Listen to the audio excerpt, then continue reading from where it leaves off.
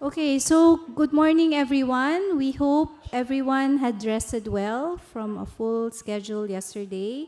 So again, we would like to thank everyone who participated in the forum yesterday, day one, with President Massa and Cindy McCain of the World Food Program both giving a call for stronger partnerships on food system transformation. So we also need to reinvest on the region's natural capital and ecosystems, nutrition, and agribusiness. So following the Leaders Forum, we also have Mark, who have presented the preliminary results of a regional foresight study on the future of food come 2030 and 2050.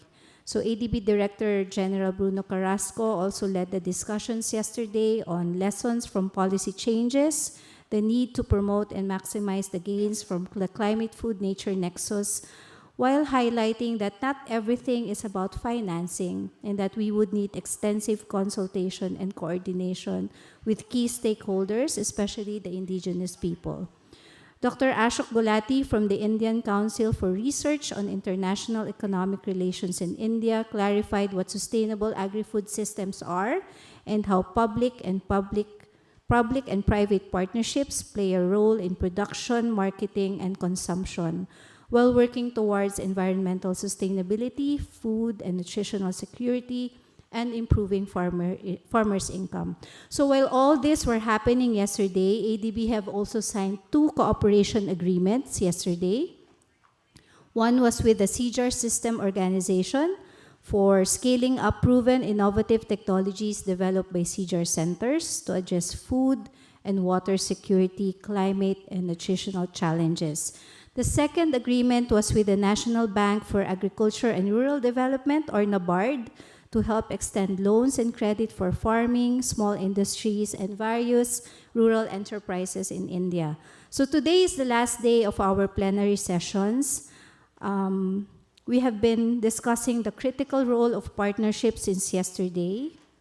And today we will explore on this further in the context of food system transformation and ADB's 14 billion comprehensive support for food security in the Asia and the Pacific region. So before our call on our moderator, ADB's Chief Economist and Director General, Economic Research and Development Impact Department, Albert Park, let us view a short video recording of our Vice President for Sectors and Teams, Fatima Yasmin. Over to you, Sally and Jason.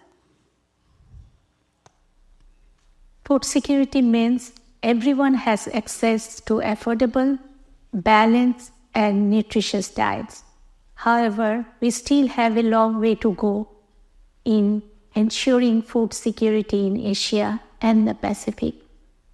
Our region is home to the highest number of people in the world experiencing acute food insecurity, 3 times higher than before COVID-19. According to FAO, in 2022, an estimated 402 million people in Asia and the Pacific, that is 55% of the global total, were undernourished. Nearly 1.1 billion people in the region were moderately food insecure, indicating widespread vulnerability to malnutrition and hunger in the region. Food security is more than just sufficient food production. It takes a complex food system spanning input supply, farm production, processing, distribution, and international trade. Several external factors are forcing changes to food systems, such as rapid urbanization, structural shifts, climate change, natural resource degradation, and armed conflicts. Encouragingly, though, 159 countries, including the majority of ADB's developing member countries, have endorsed the COP28 Declaration on Sustainable Agriculture, Resilient Food System, and Climate Action. ADB is committed to supporting these transformative efforts and others in improving food security. In September 2022, ADB announced a comprehensive program to reverse the region's worsening food crisis and improve long-term food security. ADB is on track to disburse $14 billion in food security investments between 2022 and 2025 in line with the program objectives. Through these targeted investments, we are strengthening food systems against the impacts of climate change and biodiversity loss. We require a diverse set of partners working together up and down the value chain to accelerate sustainable and resilient transformation of food systems. Asia and the Pacific needs a bold and collaborative program to accelerate the food system transformation agenda. We ought to act now because families are vulnerable and hungry, and the food crisis is threatening the region's hard-won prosperity. The Food Security Forum is an opportunity to plant the seeds of partnership that can be cultivated between developing member countries, development partners, and the private sector, and along the way, sustainably augment the food security of the region.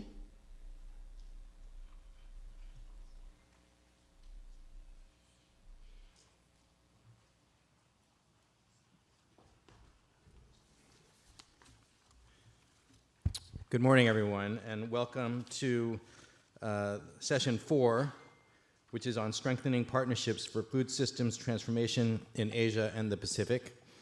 My name is Albert Park. I'm the Chief Economist and Director General of the Economic Research and Development Impact Department here at ADB. So in this session, we want to discuss the achievements and lessons learned from ADB's operations and include, especially think about how Strategy 2030 operational priorities and our announced $14 billion commitment to food security, which was made last September, are unfolding. We also want to, in particular, discuss the takeaways from the IFI Global Forum for Food Systems Transformation, which occurred recently and was really reflected a new collaboration among IFIs to address the challenges of food systems transformation in Asia and the Pacific. So the way we're going to structure the session this morning is we're going to have a presentation first, kind of a joint presentation by James Cato and Qingfeng Zhang, which are, again, drawing lessons and takeaways from the International Financial Institution Global Forum. James Cato is the director of the Office of International Development Policy at the U.S. Department of Treasury, and Qingfeng Zhang is the senior director for Agricultural, Food, Nature, and Rural Development Sector Office at the Asian Development Bank. And after that, we'll have a panel discussion and time for Q&A. So let me give the stage to James and then to Qingfeng for their presentation. Thank you.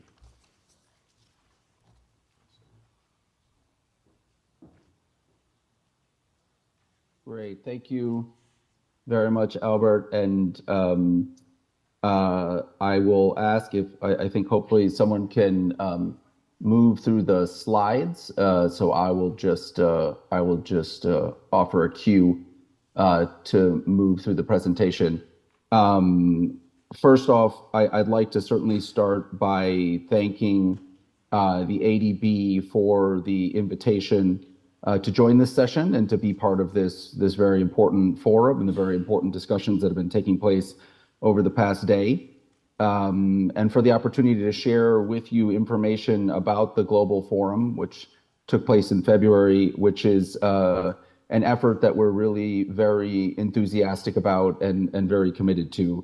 And I certainly would like to thank the ADB for its partnership in bringing the forum to fruition.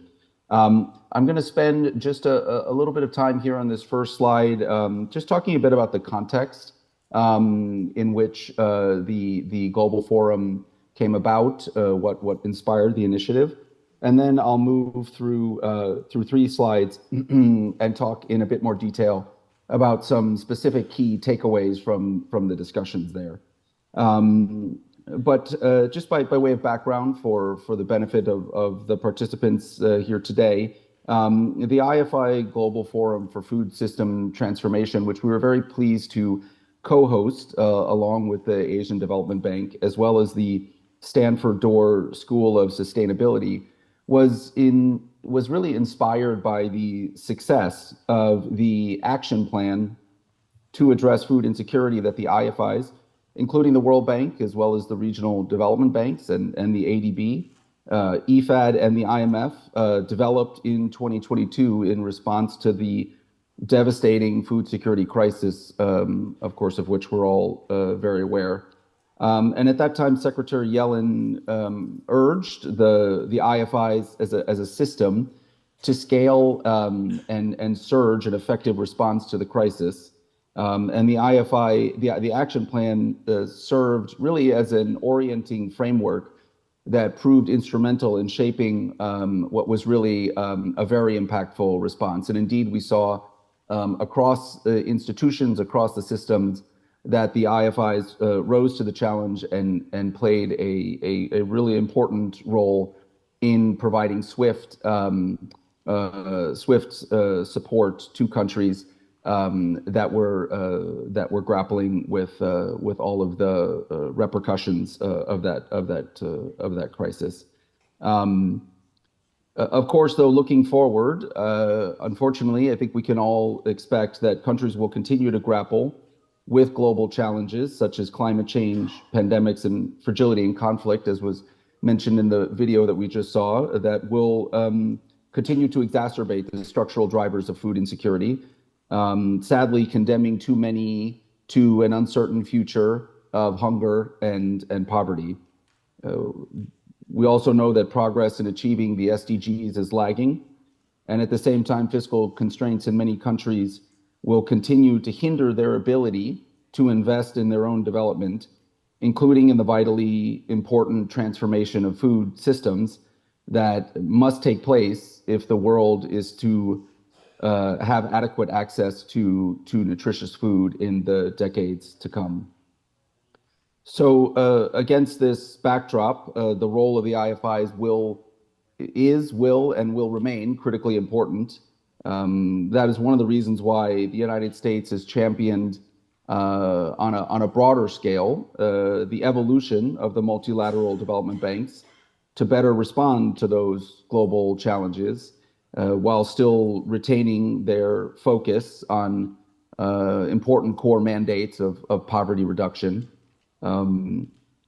However, we also recognized that promoting and supporting that as a shareholder in all of these vitally important institutions, that promoting the cohesive and collaborative approach that embodied the IFI Action Plan in 2022 would be critically important over the long term.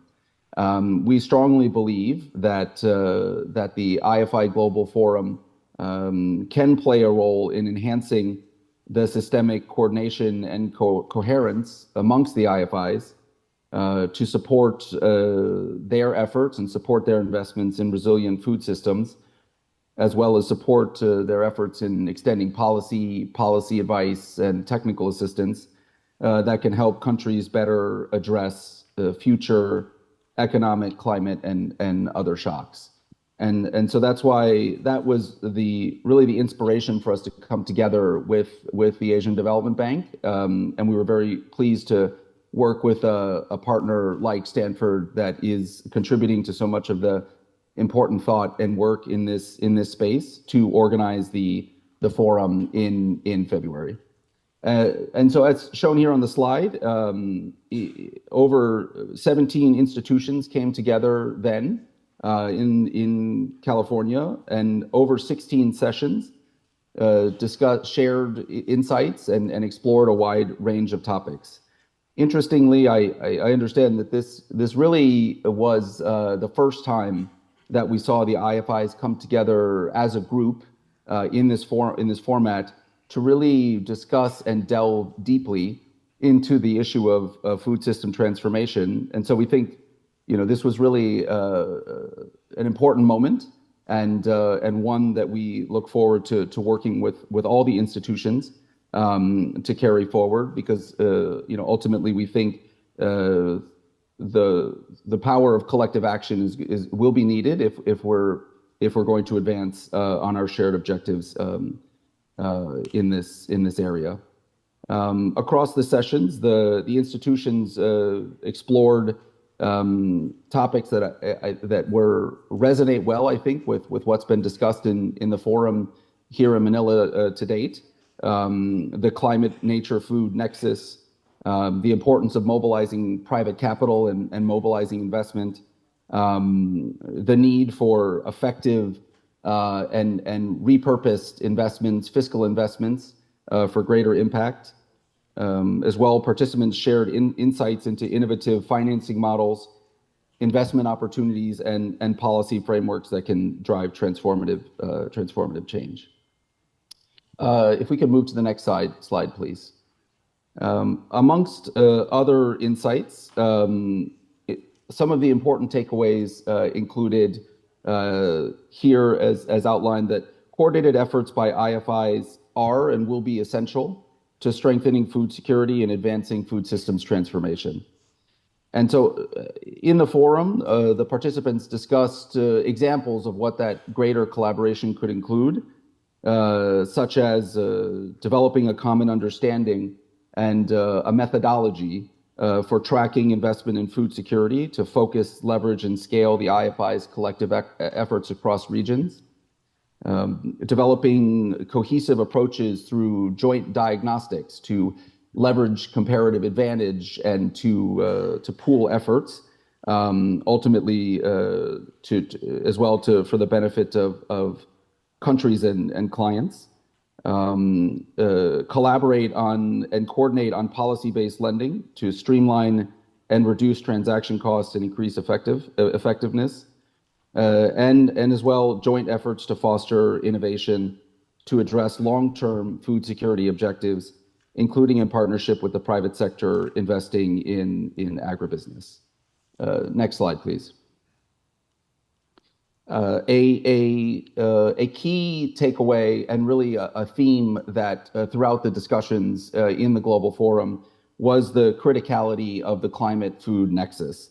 And indeed, it is a key driver. It's a key determinant of food systems transformation and really underscores the importance of an integrated approach.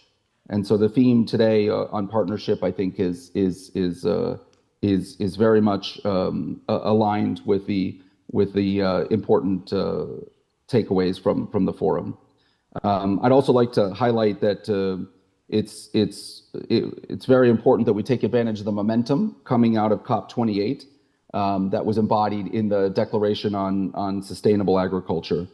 So during the forum, we discussed that the IFI should seek to actively incorporate elements such as promoting sustainable agricultural practices, reducing deforestation, and adopting agroecological approaches that sequester carbon and promote climate resilience in project design, that track nature finance along with climate finance and food security investments. It's important that the institutions seek to scale up climate-smart agriculture using nature-based solutions and digital technology that is both accessible and affordable. And finally, that there should be a focus on landscape, seascape approaches to project design that could accelerate the adoption of sustainable water management practices, agroecological practices, and integrated farming systems. Next slide, please. And finally, I think certainly, and I think really a critically important takeaway, if not the most important, that partnerships are paramount to success in this effort. And so, without question, the IFI's contribution to global food security, our collective contribution to global food security, will be more effective if we do so in partnership. with developing countries, with the private sector, civil society, and academia, partners such as Stanford. These partnerships will contribute to capacity building by leveraging the strengths of different entities, will help empower stakeholders with the skills and knowledge needed for sustainable and resilient food production, and allow us to pool our shared resources. Ultimately, our collective voice is more impactful than each working individually. And I think agree fully that collectively we can have a greater influence on policy and on accelerating progress than each alone. Next slide. I think this is my last slide, so I'll just say in closing that looking ahead, we at Treasury are very committed to working with the Asian Development Bank and the other IFIs to institutionalize the Global Forum through annual convenings and through specific working groups to carry forward I think the real consensus that there was across these takeaways and across a range of topics. And we look forward to inviting and incorporating the participation and insights from a diverse range of stakeholders, including those that I've mentioned, civil society and academia, but also the private sector and other representatives from the IFIs, from the private sector windows, from DFIs and key regional institutions.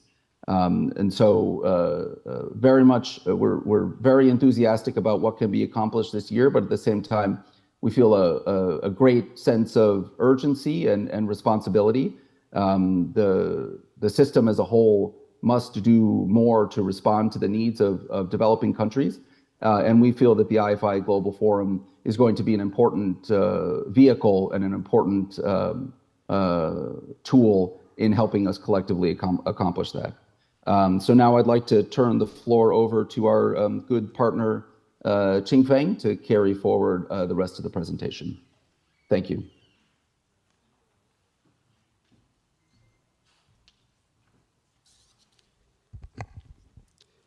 Thank you so much, Jane. Again, IDB was very honored to join forces with the U.S. Treasury, Stanford University. We host the first Global Forum on food system transformation.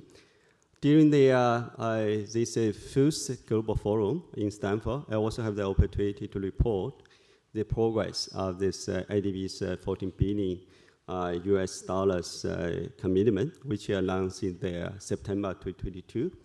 Again, as President Massa and also the President Friedman and many of our senior leaders already presented, we are now on the right track to deliver our commitment to this $14 billion US dollars. And then during the forum, I of course compare notes with the other IFIs. I also share this three takeaway during the process. Number one is as a part of the short-term responses, in addition to those emergency responses to like the Afghanistan, Myanmar, we got the good support from the WFP, FAO to extend the support. Two important instrument also important. One is a financial instrument we call is a counter-cyclical support facility. We call it a CSF. We have 5 countries conducted the CSF, provide the faster disbursing financing to DMC, mitigate the impact of the major shocks to the food security, including Kyrgyz, Pakistan, Tajikistan, Uzbekistan, and Mongolia. Those CSF very timely to address as a short-term crisis. Second, the private sector play very important role in the process. Again, under the new operating model, we have the one important unit, agribusiness unit, and the PSOD support. Food security, the director is report to me and also report to the DG. So 3 key areas very critical during the process. One is a direct agribusiness lending for the step food working capital and the liquidity for the SMEs. Financial institution lending to the food and agricultural SMEs borrowers, and of course is the trade and supply chain financing program, also very critical, address the disruption. And then of course is a microfinancing program. So overall, PSOD, this private sector support account for the 25% of our total investment. Second takeaway associated with these long-term measures. Number one is we diversify our lending modality from the expanded the original project lending modality to the sector development program and also the process lending modality. One of the good examples is in 2023, ADB, we delivered $500 million in Philippines for the process lending, focused on the rice sector reform. This new instrument, very timely to conduct the necessary reform, and but more importantly, to stabilize the rice market. Of course, right now we still are facing challenges. We need to continue. Second, an example is the SDP. We call it a sector development program. ADB support the Georgia efforts to enhance the policies for sustainable water resources management, including efficiency of the water use and also the financial sustainability irrigation systems. Those are the new modalities that combine policy instruments and also the lending, project lending modality. The third key intervention is that we adopted the landscape approach for food system transformation. Good example is we introduced high quality farming along the Yale River, $250 million. Of course, along our Yangtze River framework approach, we also invest closes $1 billion on agricultural non-pond source approaching, and also the natural capital investment in the last 2 years. The third take, through the process, of course, many of the colleagues already know, with this new operating model, ADB, we established the new sector office called Agricultural, Food, Natural, and Rural Development. Basically, we are consolidating one of the exports in this area, including sovereign and also the private sector under one roof. So we can create the critical mass to address the issues, and same time, we are also can meet the urgent needs from our government. The next slide. So look forward, of course, in the Stanford, we were also talking about, our IFI facing the demand from the COP28 Declaration, Sustainable Agricultural Resilient Food System, and also the climate actions. 159 countries signed the declaration. We need to go forward. In Asia Pacific,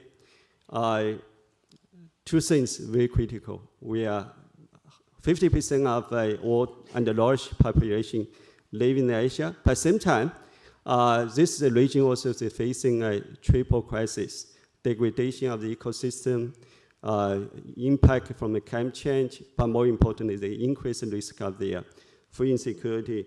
And then the COP28, basically to say we need to scale our investment in the adaptation. But at the same time, when we say agricultural food system suffering from the climate change, biodiversity degradation, we also say there exists the hidden cost of agricultural food system. Agricultural food system also can be very important part of the solutions. Come to the next slide. So this slide basically shows this is a sort of the dynamics of this our rice farming system. One is, of course, President Massa already say in 2022, 2023, rice price in Asia already increased 40%. And then Now the problem is rice is a double threat.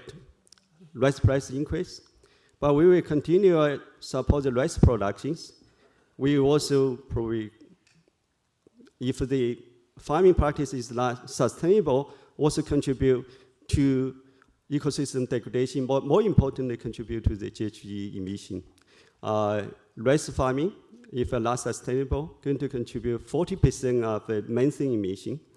And the methane emission basically is over 28 times of the GHG potential. This is a very scary picture. So again, according to the Food System Economics Commission report, environmental costs of our existing the food system come for the $3 trillion each year. But if we have the chance to transform this food system towards the healthy and also the biodiversity positive, we can result in the about $5 trillion and to the $10 trillion benefits. So in this way, the urgency to transform the food system is so important. So this is one of the key things we also discussed in the IFI Forum. Come to the next slide. This is my last slide. So of course, after the IFI Forum, each of us is talking about 2025 beyond, talking about the next 5 years, what to do. From the IDBN, we think this is a 6 component, super important. I think we are, one of us agree, this is sort of the 6 pathway to transform the food system. We quickly go through this 6 pathway. Of course, it also requires a partnership to work together for this 6 pathway.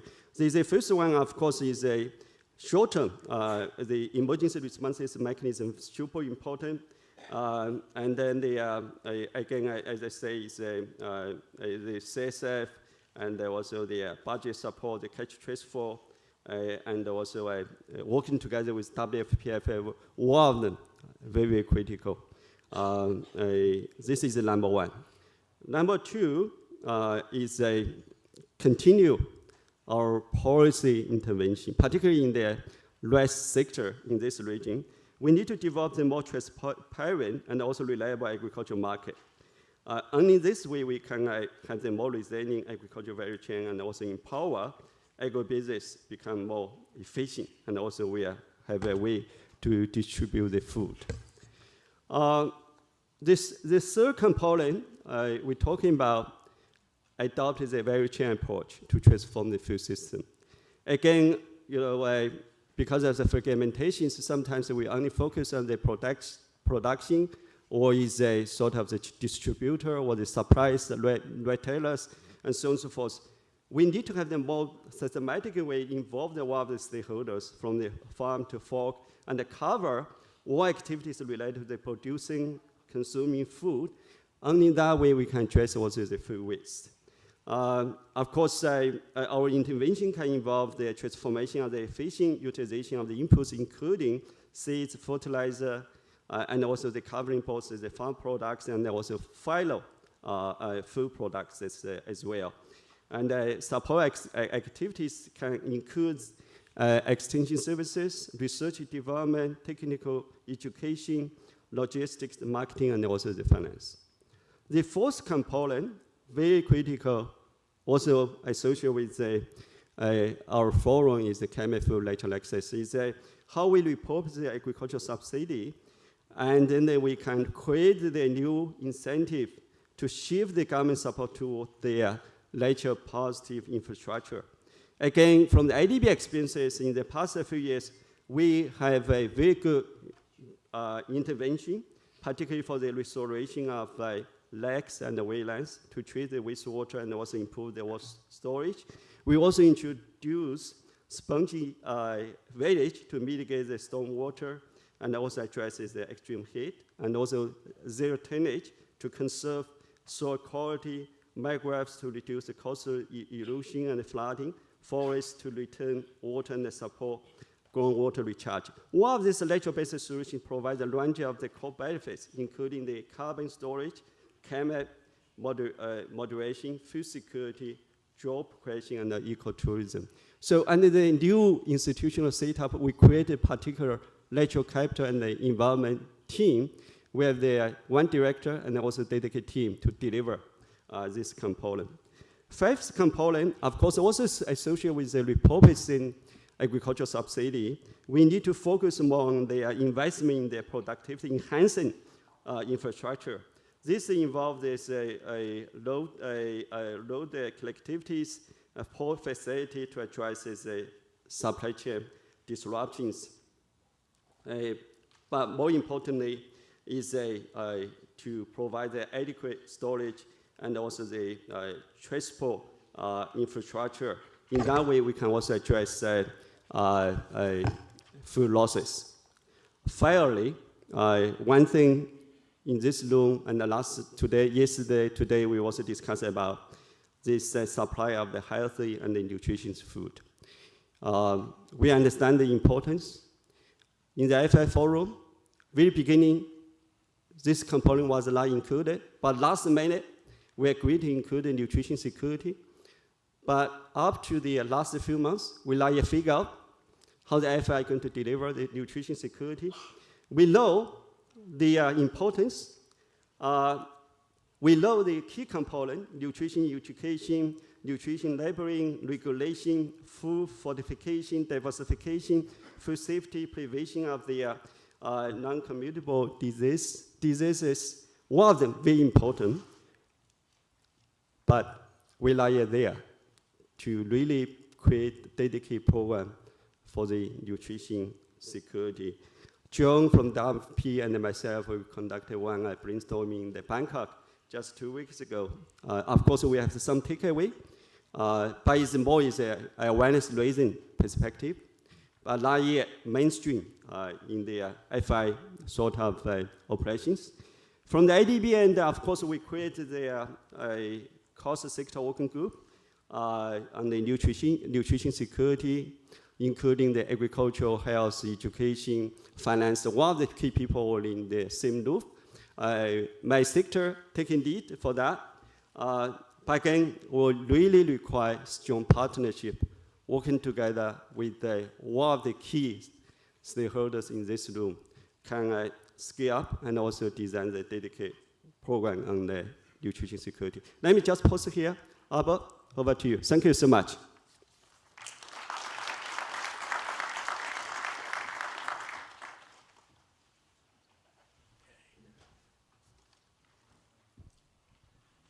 All right, next part of this session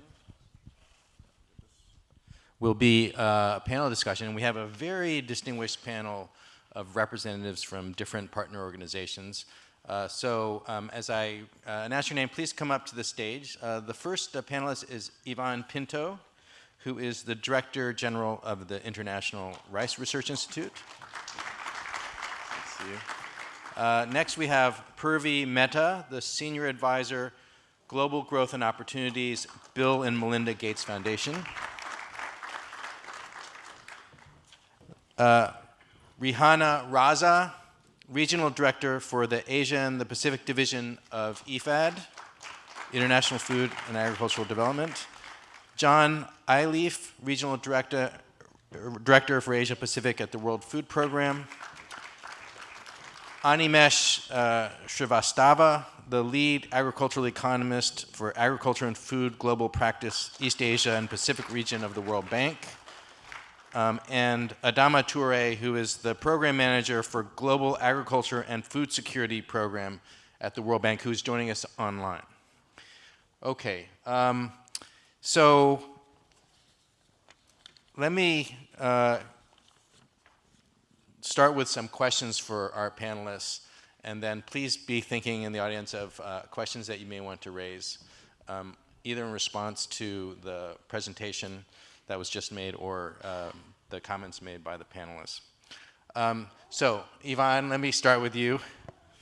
Given the importance of rice to Asia and the Pacific, and we know rice prices have reached historic highs recently, what is IRRI's approach to making rice production more climate resilient? And what are your current research priorities and associated programs that can support food system transformation. Thank you very much. I'd like to express my appreciation for the invitation to be here and to share my perspectives on the question. I just want to remind you that, the International Rice Research Institute focuses on rice, but it is a member of the CGIAR, which covers a whole host of different commodities. But in relation to rice, it currently feeds 4 billion people on the planet. That's 56% of the world's population. There are 144 million farming families, which make up 25% of the world's farmers, 10% of the total crop to land. We heard over the past day, 35% of the total world irrigation is used in crop farming, and about a third of the greenhouse gas emissions are created through agriculture.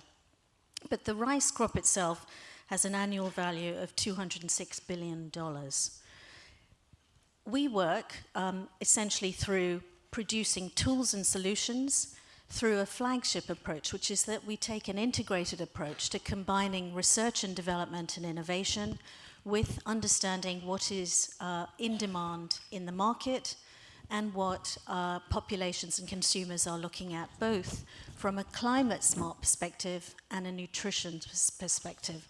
So I just want to give you a couple of examples to illustrate to you where the nature of the partnership is most important for us in the context of food systems transformation, and why it is critically important for us to work with partners such as the Asian Development Bank and others to be able to ensure that these become landscape-based solutions for which there are financial benefits for farmers, consumers, and for governments as a whole. So here are a couple of examples that I just want to share with you in terms of climate-resilient farming and nutrition. So there are 2 or 3 things I just want to highlight for you that IRRI is involved in producing. In terms of climate-smart rice, we're working to address drought, flood, heat, cold, and soil problems such as high salt and iron toxicity. But just a statistic there in relation to drought, we've been able to produce varieties that yield 2 tons per hectare in the context of where you would receive actually no yield at all. So these are propositions that are focused on sort of drought. In relation to our technologies around alternate wetting and drying, which is actually a technique where the soil is allowed to dry out for about 10 days after the disappearance of ponded water in a rice cultivation system, we can actually reduce methane emissions by between 40 and 60%. If we combine that with varietal development, we think we can push that figure up by probably another 20 to 30%, and that's what we're currently working on. In relation to one of our technologies, which is more agronomic in its approach, is direct seeded rice. So this is a crop establishment system where rice seeds are sown directly into the field without the need for a lot of hard work on transplanting and using nurseries, the savings in terms purely of water are between 12 to 35%. We also can reduce essentially the methane emissions in that context as well. Now, those are also examples of technologies that benefit approaches for farmers, both in terms of saving them time, but particularly for women farmers because of the transplanting which is avoided.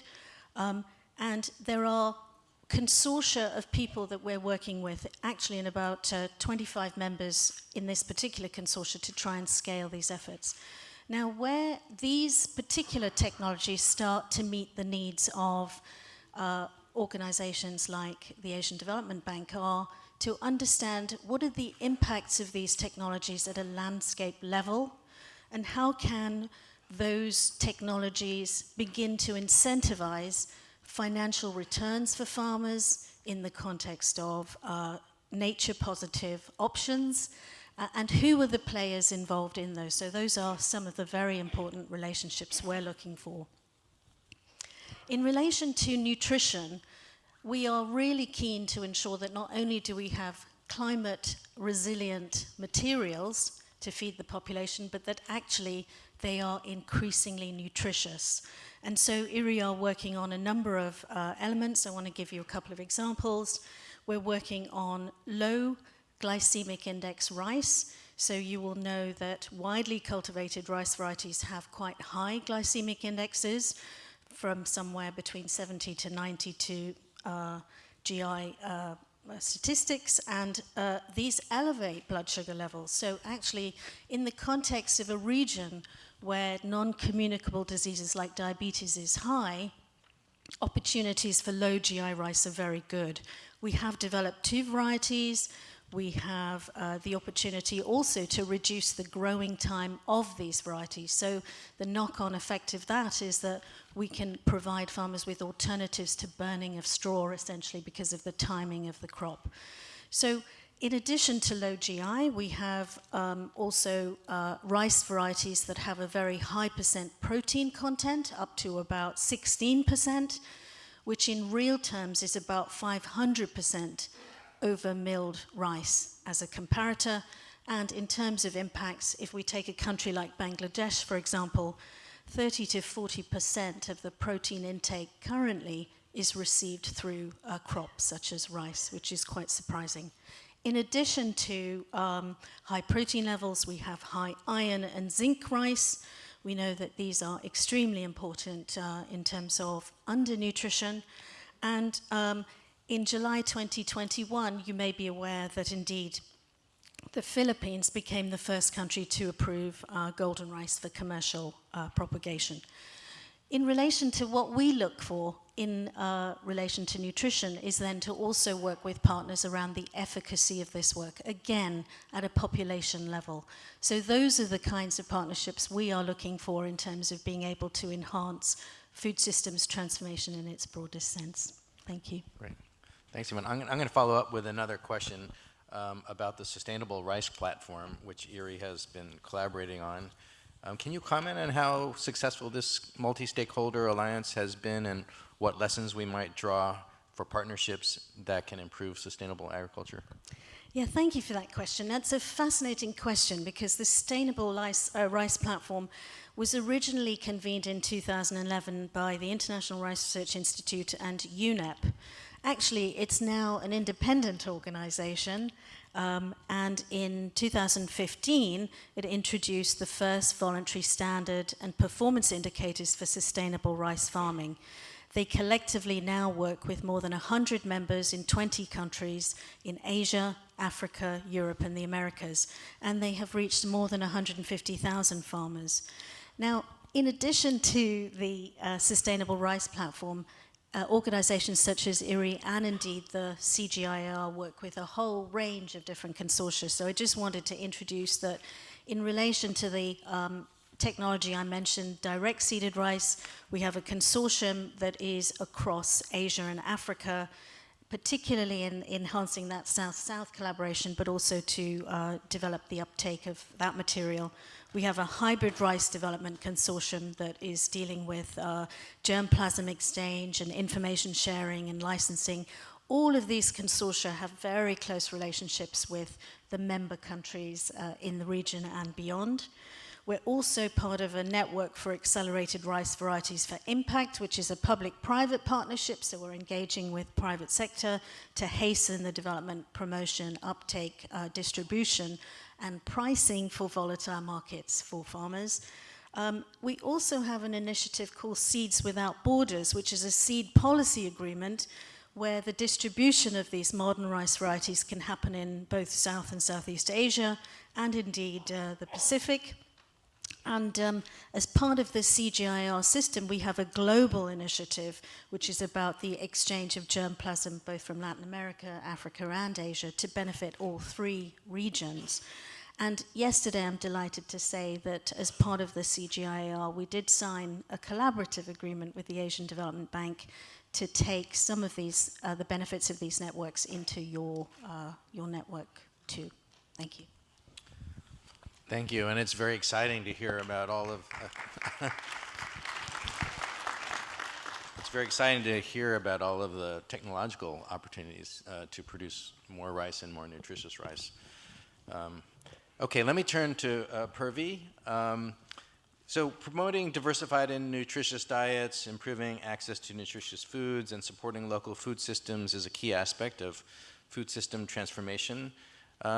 Maybe you can say a bit about what you've learned at the Gates Foundation about from your activities in this space and your vision, Gates Foundation vision kind of going forward.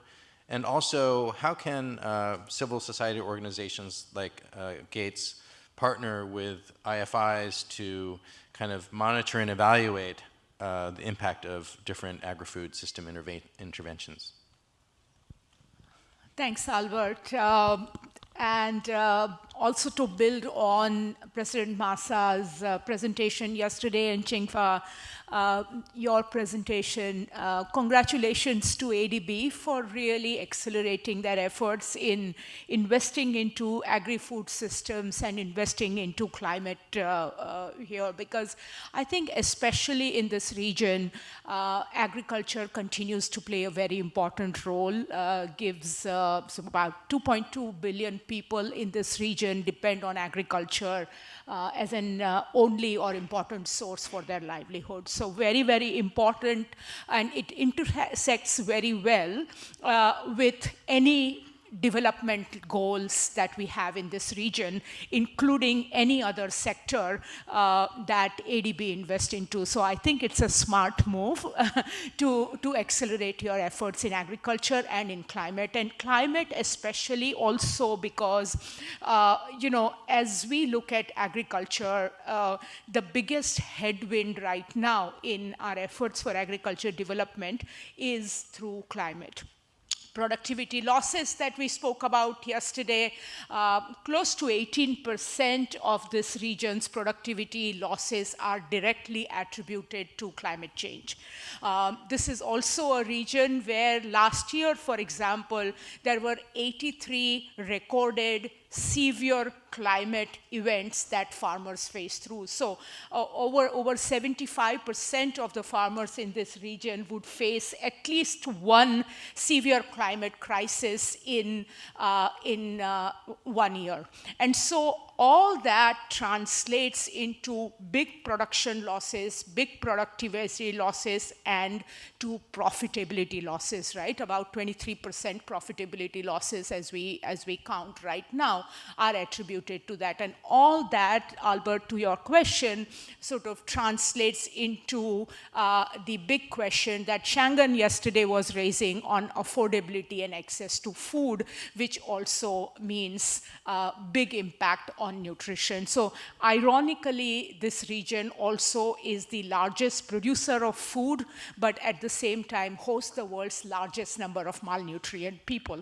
And among the malnutrient Asians, the largest number also happen to be people who are dependent on farming. So it's a very, very ironic situation. So investing into agriculture, investing into its biggest headwind, climate, and investing into nutrition are extremely important and are the areas where you know, all of us need to combine.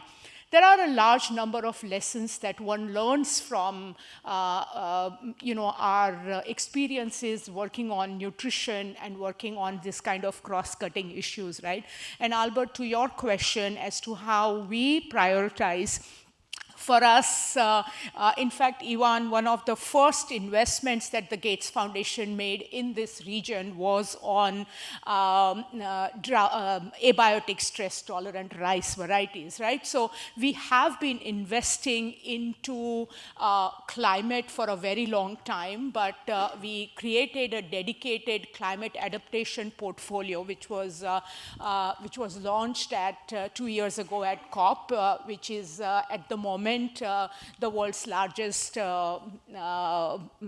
private climate fund. But it is mainly to sort of focus on climate adaptation. It is mainly to focus on smallholder farming system. And it is also mainly to focus on us as a small foundation playing a catalytic role with a large number of organizations that are here, sg-afnr being one of our very, very important partners, right? I want to, Albert, focus on probably 4 large points to remind us of how these investments should move forward. Number 1 is to remind us that climate is an extremely large-scale, multidimensional, cross-boundary issue. And therefore, our approach and response to this challenge also need to be in that way. A small sector by sector, country by country, project by project approach in climate will not really work. I really like the use of the word in the previous presentation, the landscape. I would say yes, landscape and landslide approach as well to this, because we will have to have very large transformative programmatic approach to addressing this issue. So I feel that exclusive efforts will not translate into anything very large for this kind of an inclusive large-scale program. So I think number 1 is a need for a very, very large-scale programs rather than project-by-project approach. That's one thing. The second thing I wanted to remind is climate is not just an ecological challenge, it is also an economic opportunity. When we think about many of these things, diversification of crops, diversification of farming system, creating digital systems that were mentioned yesterday, bringing solutions to the market, all these also create a lot of economic opportunities, and let's really look into it. Ivan, you mentioned about the GI rice that IRI has been working on, right? Now, the GI rice market is growing at the rate of 8 to 10% every year. It's about $3.5 billion right now. Now, these are the kind of shifts that are also very big market opportunities for private sector. At the moment, globally, close to about 17% of the total climate investment comes from private sector. And this opportunities and the return on investment on these solutions to be taken to market needs to be highlighted more and to bring those communities. The third thing I wanted to mention is not every news about climate is bad news. If one looks at the world climate financing scenario, in last 3 years, 80% of the new money that has come into agriculture globally has been in the space of climate. So there has been a lot of momentum. The other good news also is for people like us who have worked on nutrition earlier, we constantly used to complain that nutrition is an unfelt need. It is an unfelt need in many countries still, right? But climate, interestingly, is actually not so much an unfelt need now. There are over 86 countries who have national adaptation plans. There are countries who have NDCs. So I think we've really diagnosed the problem very well. The countries are very cognizant of it. What now is required is to come with concrete solutions and extend these solutions to countries. So I think the efforts that we make as community now should really shift from just diagnosing the problem to really bringing in those solutions. And there's where institutes like sg-afnr, ADB also can play a very important role. So at the end, I would like to say that what is very important together is to sort of leverage this momentum, create a right direction for this momentum so it goes towards the sectors which have highest return on investments, including agriculture and smallholding farming system. That's going to be very important, and combine our efforts in financing and solving this problem. So my pet sentence to say is blended finance and bundled solutions. Great. Thank you very much. Let me turn to Rihanna. Smallholders and SMEs that form the bulk of the agri-food sector often struggle to access finance. So can you talk about how IFIs can be incentivized to provide more credit enhancements to facilitate the availability of capital for this group? Thank you, Albert. And it's a good follow-on from Purvi's question on looking at, I think you said 17% of climate finance comes from the private sector. I mean, I think we know that smallholder farmers and micro and small enterprises really struggle in accessing finance to sort of scale up their productivity in the sector. Besides the sort of traditional market failures that sort of play a role here, I think our agenda on food system transformation adds another layer of complexity and risk for private sector actors to come in to the space. I believe that the financing gap, or one estimate, there's so many estimates out there about the financing gap for this segment is about $170 billion.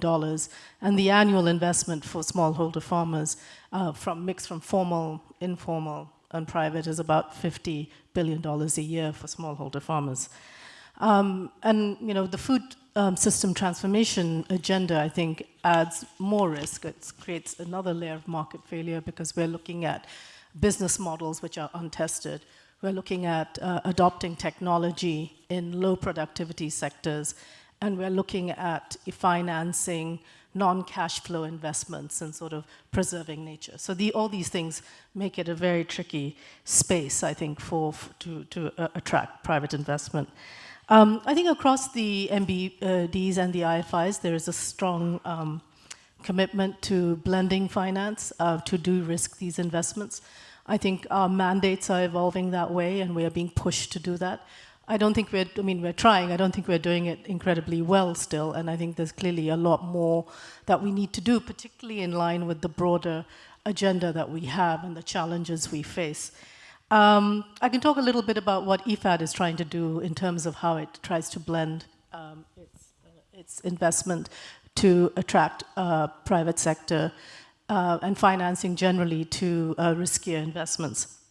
So out-based incentives, basically using financial incentives of a facility to encourage lending to segments that lenders find unprofitable in the short term, but may pay a dividend in the long term.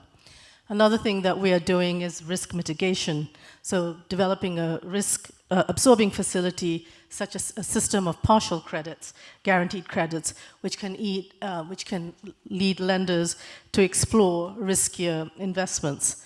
Of course, there's direct funding, where we're providing concessional funding to lenders so they can lower their rates of their required rates of return.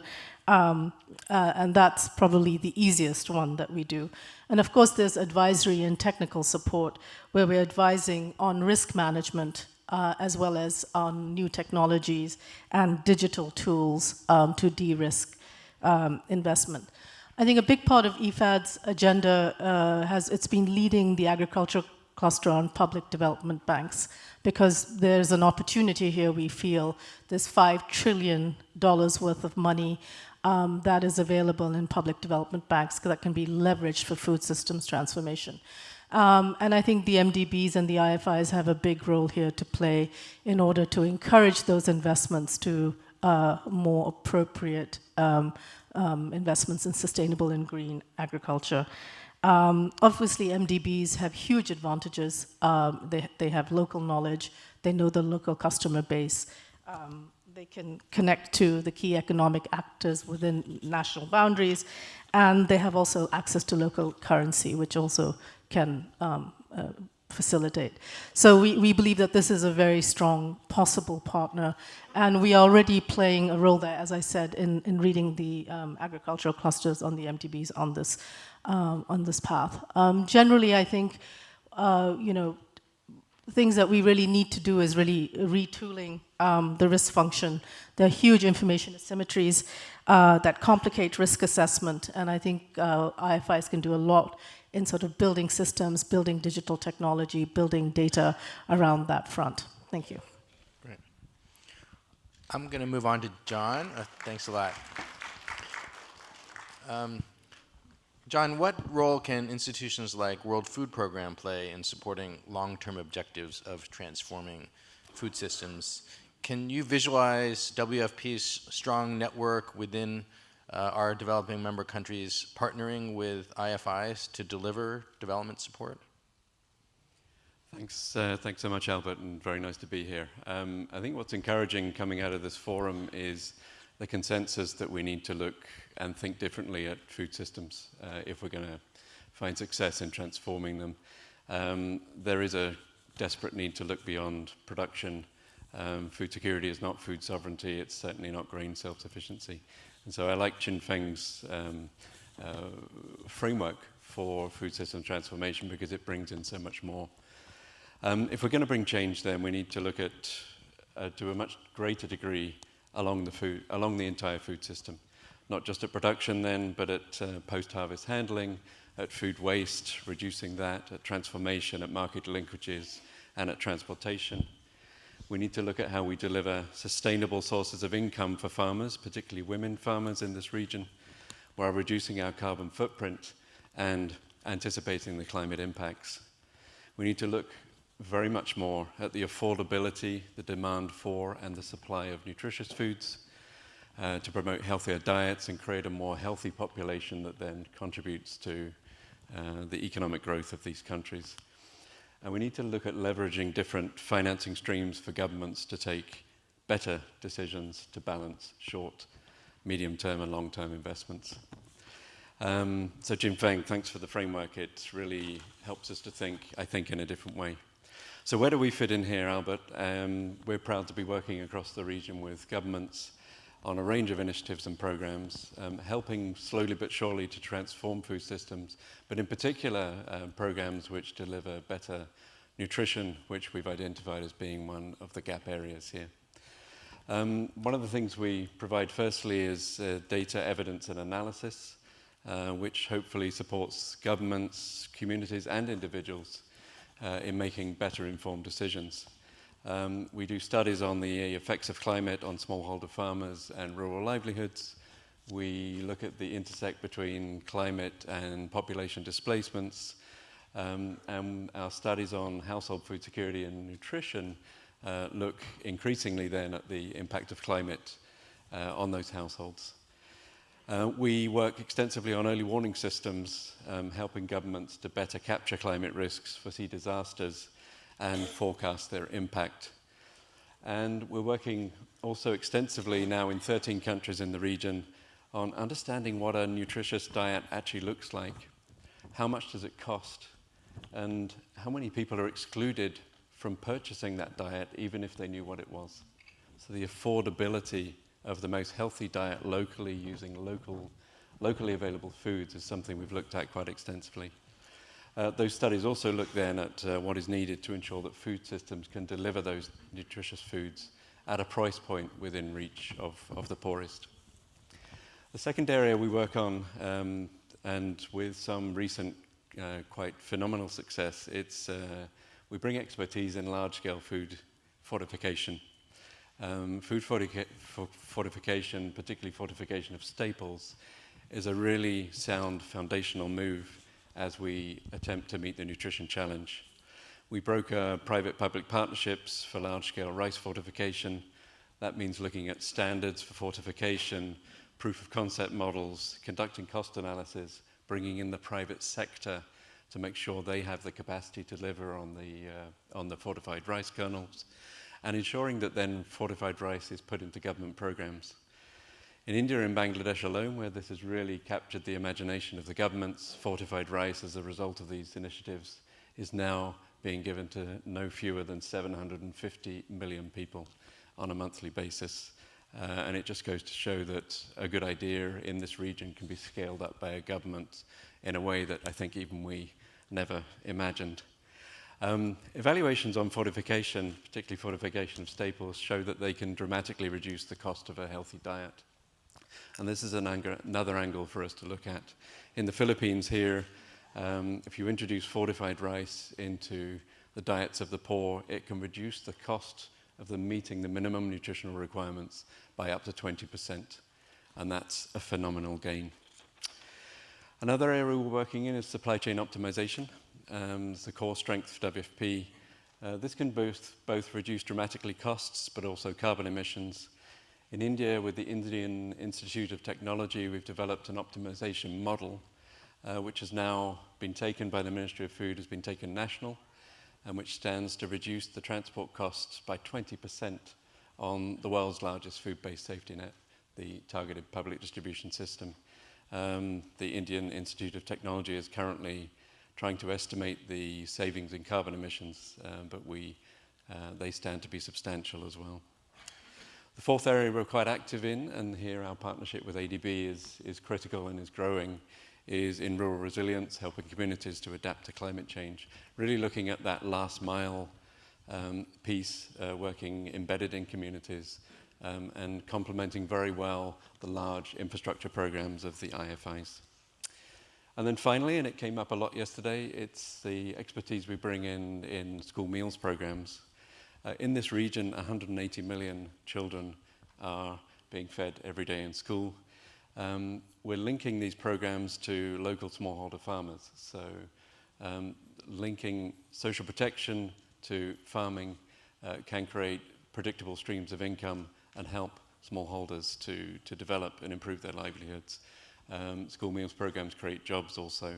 And the return on investment is quite phenomenal when you look at the education gains, the nutrition gains, and the investment in local economies. For $1 invested, you return $7. I guess my final point, Albert, is the most important one, and it's a theme of this forum, and that's the need for partnerships and working together. Our analysis would be more powerful if we did it with others, and that's our ambition. And coming out of this forum, I think there is certainly an impetus to do that. The programs I've described are government-led, and the successes are very much joint successes of development partners, governments, and organizations like WFP. We're really proud to support the visionary governments in this region. And as I said earlier, in Asia, we have a phenomenal opportunity because governments are willing to take good ideas to scale. I really believe, and we're seeing it already, that we have an opportunity, all of us, to create the best practice, best global practice from this region to benefit other regions of the world. And we see that happening. What I think we just need, picking up on other speakers, is a much more coordinated and coherent action. An action that doesn't remain just at the policy level, but action that's coordinated and coherent at the community level, so that our 360 now holistic approach to transforming food systems is rolled out in communities simultaneously, not with one program starting today and another one coming in 5 years, but with all of us working together. Transforming food systems together as a collective will yield tremendous results in this region, and we can, by working together, create climate-resilient food systems which support and change for the better the lives of millions of people across the region. That's our ambition, and let's go away from this conference with that in mind, not just in mind, but transforming our actions going forward. Thank you. Thank you, John. So let me turn to Animesh. Coordinated efforts by IFIs are really essential for strengthening food security and advancing food systems transformation. How do you think IFIs can develop a more cohesive approach to investments and policymaking, increasing their effectiveness and optimizing the impact of financial support, in particular drawing from the considerable experience now at the World Bank? Thank you, Albert. And Let me start by expressing my appreciation for this session that ADB is hosting. It's really important, and for the opportunity, of course, to participate. The theme of partnership and coordination has been very, very prominent throughout, and from the World Bank Group, that is really important for us. This is defining our engagement, as I'll explain in a moment. But let me just also reflect on, we heard from Vice President Yasmin, the issues, the concerns, the dire state that needs attention in terms of food and nutrition security in the region. It's also useful to remind ourselves that, and this is not for lack of sincere effort, countries in this region do regard food security as an important priority issue. And they do spend a considerable amount of budgetary and other resources, as well as indirect policy support. So a lot goes into the food security sector. We as IFIs and other partners are also very active on this front. And yet, the results leave, we need to be able to do more. That was the message we heard in the morning. We need to be able to do more because food security still remains an issue of heightened political concern. Food prices are rising. Our food system is not stable in the sense of its environmental footprint, in what is happening to the production potential as a result of the mitigation and adaptation issues. We have a nutrition security and a cost of diet issue that's even more serious, and that puts at risk the human capital development, which is the basis for more forward-looking high-income country growth. We also have our cereal-oriented farmers have very low returns, and we can't have food security in the back of income-insecure smallholders. So there are a number of, and that's why I come to the theme of coordination. This is a big problem, and it needs all of us. So from the World Bank side, of course, food and nutrition security is a big area of investment for us. We have been active in this as many other players. And yet, we have been particularly focused on how we can raise our ambitions, scale, and impact. And among the approaches that we are considering very actively is what we call the multi-phase programmatic approach. It tries to take a deeper, longer-term view, a regional view of the problem. Not just country by country, as I said, around a theme. But what's more important, what I want to particularly dwell on, is at its core lies partnership and cooperation. What are the drivers there for the partnership and cooperation? First is the realization that, in a sense, we work through others. We work through enabling farmers, we work through enabling the private sector, we work with our client, with our government, national, sub-regional partners. So we need to raise our game in order to help their game to be raised. Once you take that simple fact on board, there's so much more need to collaborate. Because our outcome is very validated when a farmer is able to adopt a technology, when a value chain becomes less fragmented, when risk-taking is more possible, etc. So we need to raise our game to raise their game. That's number one. Number two, it's also that we are dealing with inherently complex problems. Ensuring food security is not just about production, or just enhancing production is not just about technologies, it's about incentive distortions.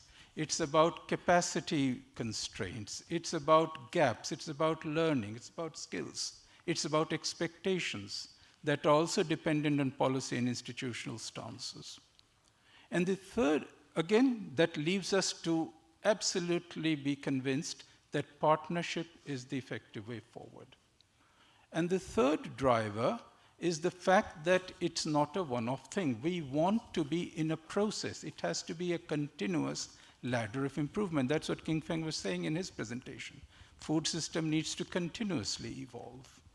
And as your presentation also showed, there are those lovely chart of 6 dimensions. So we need to work on all of that. So that's the kind of driver in our mind that places cooperation, partnership at the heart of this large, what we call the multi-phase programmatic effort, the MPA in our parlance.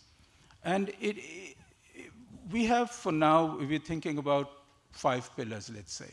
Agronomy has to be clearly there, but that involves all the value chain from research, generation, adoption, to the incentive, finance, and other constraints.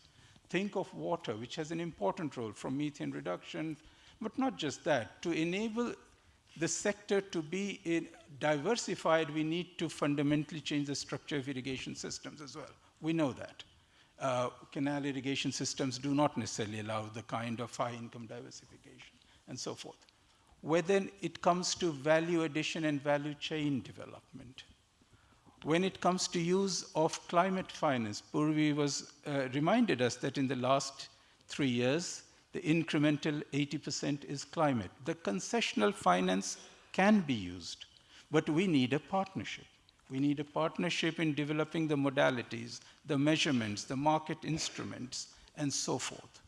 And finally, when it comes to capacity building, incentive alignment, and so forth. So that's why our MPA has at its core the vision of partnership. And we will be very active in trying to seek this at global level from partners who are interested to pursue in this region, at the regional level, at national level, at the local level. And finally, where does this all lead? It has to be it has to come out as learning and innovation. It's very simple in some sense. The growth model in agriculture needs to be transformed.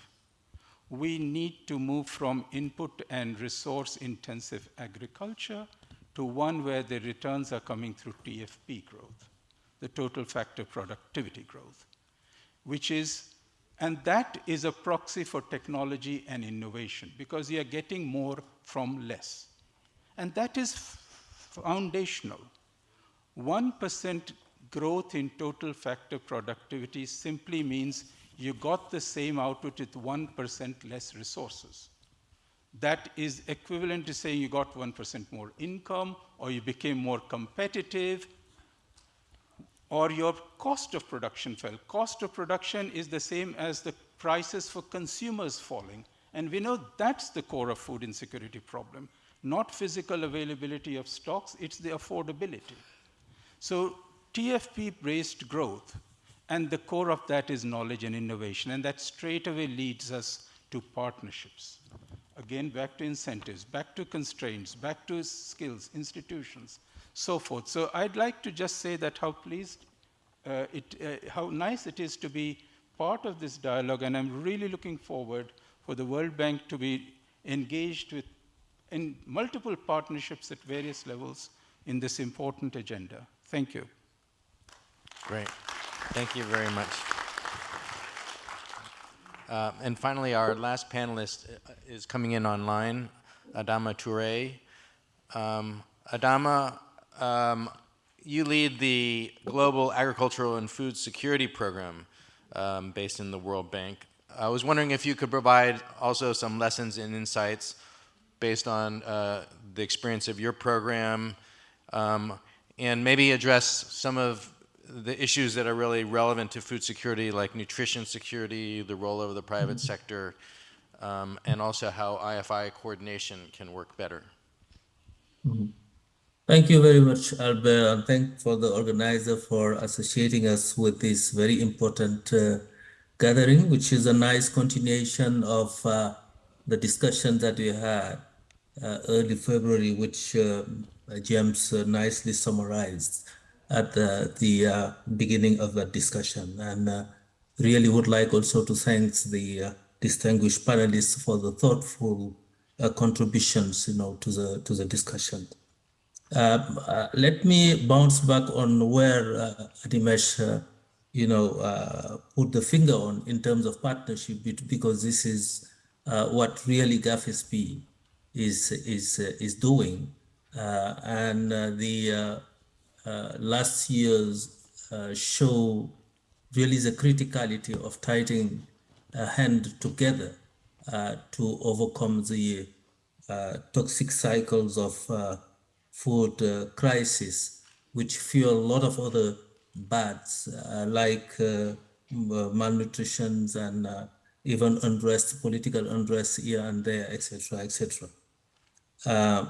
We've seen that happening, and we've seen also that the gains that were hardly won over the last decades in many of the countries actually are being wiped off because the world is not prepared for that. Yet we see that there are a lot of solutions, right? Indeed, and we have very great, distinctive competencies from all the agencies that are here today, from the CGIAR centers, the IFIs, the UN system, etc., etc. One beauty of GAFSP is that we are, tying hands of all these delivery system together through partnership, and I think that this is extremely important. Of course, it is unrealistic to believe that this may happen everywhere in all the contexts, but I think we need to challenge ourselves and really think of what we can do in the next year to be much more impactful than we have been over the last few years.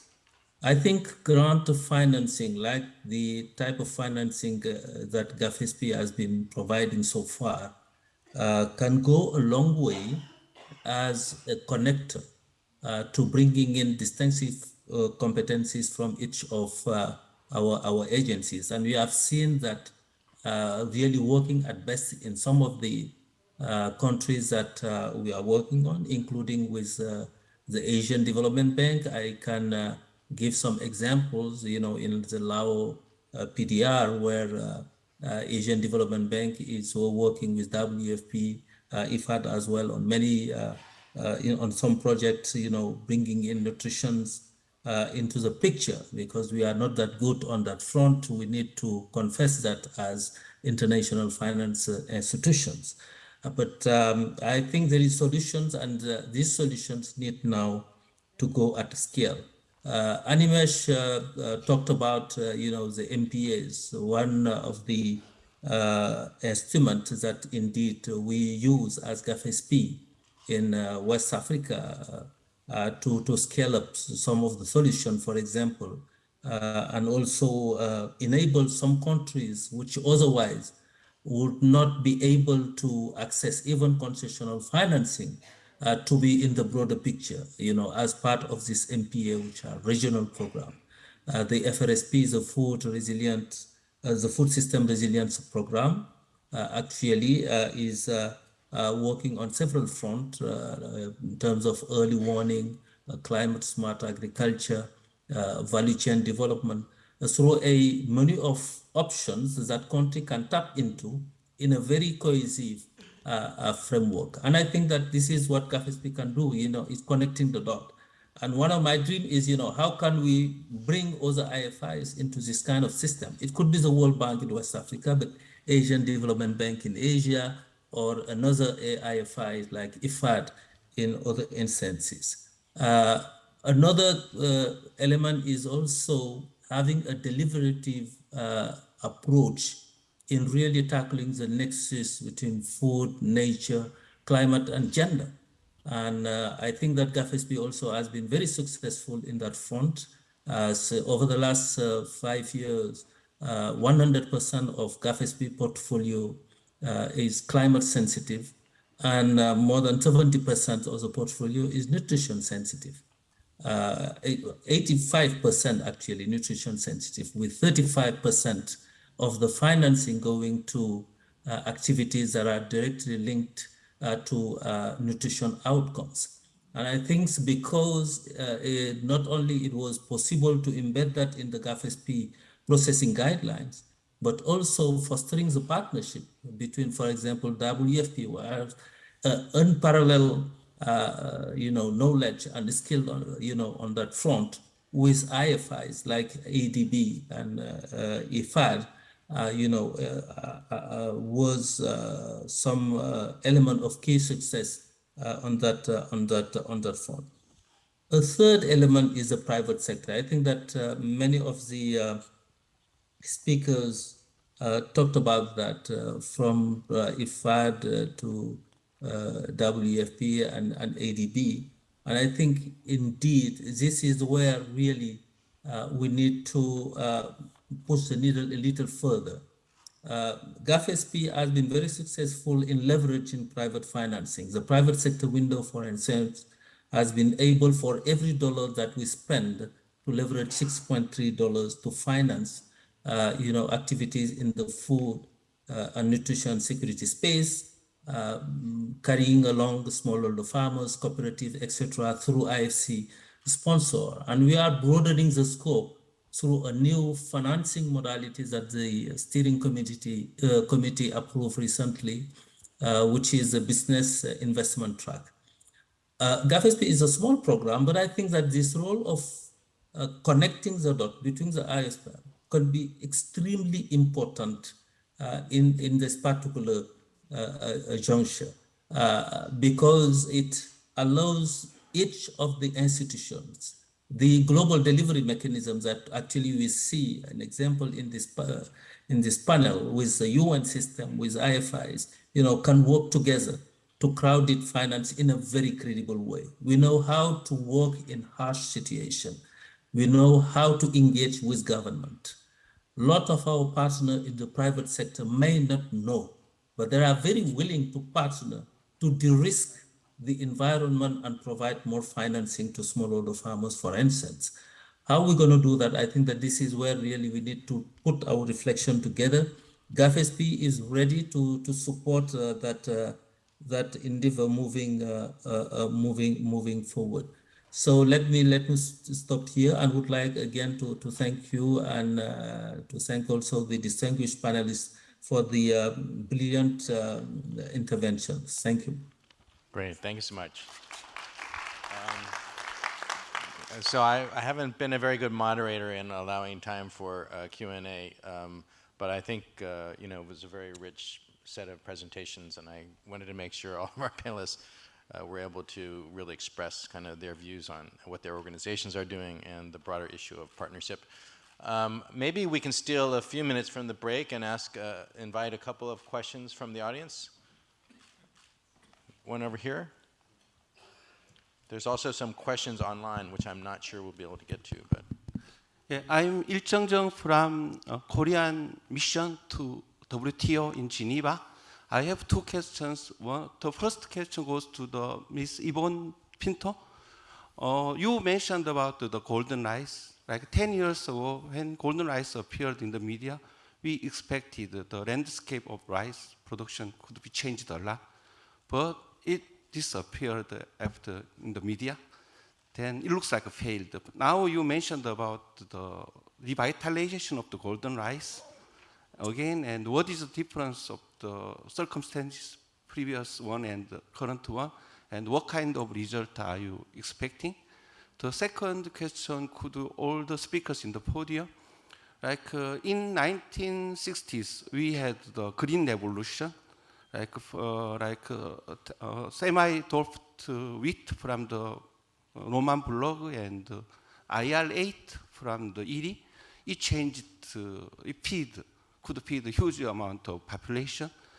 But after that, we could see the small increase of technology improvement and production, but we could not see the second green revolution yet. So I'm worrying that in 2050, we have 10 billion people here, and we can afford the capacity to feed all of them, or we need to make another like a second revolution, that kind of revolutionary production increase. So what kind of circumstances or efforts we need to make that, or what is your expectation of that? Thank you. Thanks. Okay, I'm going to take a few questions, but please be very brief with the questions so we have time to answer them. Over here. Yeah, please introduce yourself. Yeah, I'm Pankaj Tyagid from Central Water Commission, Government of India. It's regarding the 6 elements identified by the ADB in the last presentation. So actually, we could not see the research and development component in that because rice is taken care by the ED, but wheat system and other nutri-cereals, for them, the variety of drought-proofing or something like that, if that focus should also be included in the and another one is the budgetary support. Actually, there is a need of the non-budgetary support like corpus funds, which are very much required for the post-harvesting, like agri-infrastructure funds, which are very small, pitching of very small amounts, but it's a larger storage system or something that has been developed. So if these can be included, then it would be a better resilience to the food system. Okay. Thank you. Thank you. And then one last question. Go ahead over here. Yeah. Do you? Okay. Can I? Go ahead. Yeah, my name is from Alliance of Biodiversity in Seattle. So currently I am leading the work on food system transformation for healthy days. And thanks to all the panel from yesterday to today, we have learned a lot. And also one rating from Animas mentioned about learning innovation.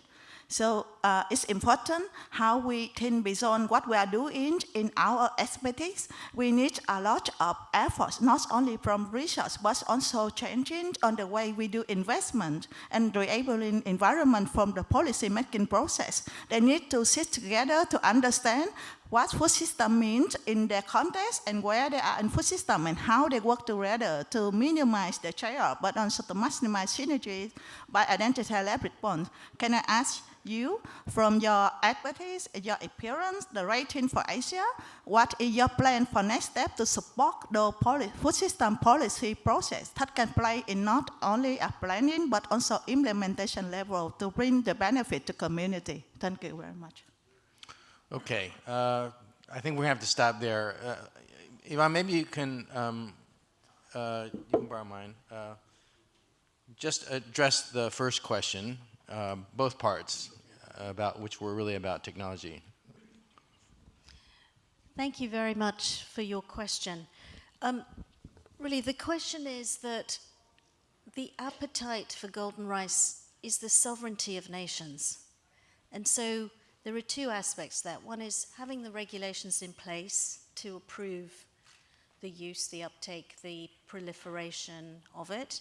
And the second is really to enable the organizations who may wish to then take it up and disseminate it to have the ability to do so. So it's difficult to comment in the absence of a specific context. I would say here in the Philippines, the appetite came from Philippine rice to actually take up these varieties and to commercialize them. So really, our role as a research institution is to respond to that need and to resource it effectively.